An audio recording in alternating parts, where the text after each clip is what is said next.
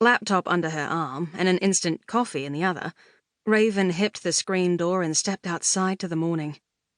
The earthy smell of animals and heat hit her nose. After nearly 3 months of living here, the country scents in the air still assaulted her senses. Will I ever get used to this? Ben reckoned she should have by now. She sighed. Ben. He'd been up and gone this morning well before she'd woken. She wasn't sure how he managed to get out of the bed they shared without waking her. But he did. Every morning, he got up without fail to do the morning chores and whatever else that needed to be done. Now there was the addition of harvesting to add to the workload. Raven had been completely naive at what it meant, not just to move to the country, but also deciding to live with Ben on his farm, with his mum, Jeanette. What was I thinking? She put her computer and coffee on the round wrought-iron table under the veranda at the back of the old farm homestead. It wasn't her brain she'd been thinking with, that's for sure. They'd started seeing each other once a year, a fling, and somehow a connection began to form between them. One that had led her right here to the country and living with him in what felt like the middle of nowhere. She certainly couldn't see the neighboring farms from where she sat, only the sheds and land that stretched out as far as she could see, scattered with some trees. There was life out there. She'd even met some of the neighbors, so she had proof that she really wasn't alone. But a feeling of loneliness constricted her chest, shortening her breath. Initially, the plan had been to rent a property in Keith, the nearest town to the farm. It had been the biggest risk she'd taken in her 26 years, to move from the city to the country. It had been rash, exciting, fun, daring. Since she'd lost her job as a graphic designer in Adelaide, she decided to pursue her idea of running her own business sooner rather than later. Money was a lot tighter than she realized without a steady income while starting her own business.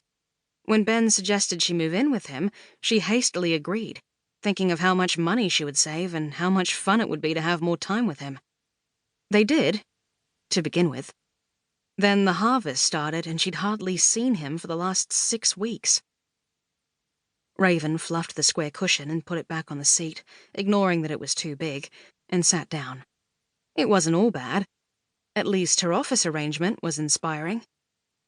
The backyard stretched out down a rolling hill, the grass green from the bore water near to the house. Then it slowly died out where the water didn't quite reach, more so now that it was summer. It hadn't rained for weeks. This was something she hadn't noticed when living in the city. She saw the consequences more living here in the country.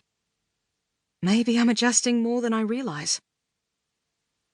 A big orange tree stood proudly to her left, roots deep to reach the water table and survive the summer months. Its branches extended out randomly as it had been left to grow as it pleased over the years. Oranges, left over from last season, scattered rotting on the ground, the new fruit, small and green, beginning to grow. Ben had explained to her that this was a summer orange tree, which fruited in late January. An old shed stood to her right, the wooden paneling falling off, exposing the insides to the light of day, revealing dust and rusty old farm machinery which hadn't been used for decades. Rex, the motley-colored cat, sauntered up next to her and rubbed against her leg, wanting food, even though she never had food with her in the morning. "Good try," she said to him, reaching down, stroking his long body. "Meow." His eyes looked up at her in hope for a scrap or two. "Not from me." She opened her laptop and waited for it to boot up. For her, this was an early start to the day. It was just 8 o'clock. She was already showered, dressed, and ready to work. Even though it was likely that the only person she would see today were Jeanette, and hopefully Ben, unless he came in very late as he had done a few times, Raven had taken the time to do her hair, tied it back into a messy bun, and wore long, loose linen pants with a flowing light pink sleeveless top. What she hadn't bothered with was makeup.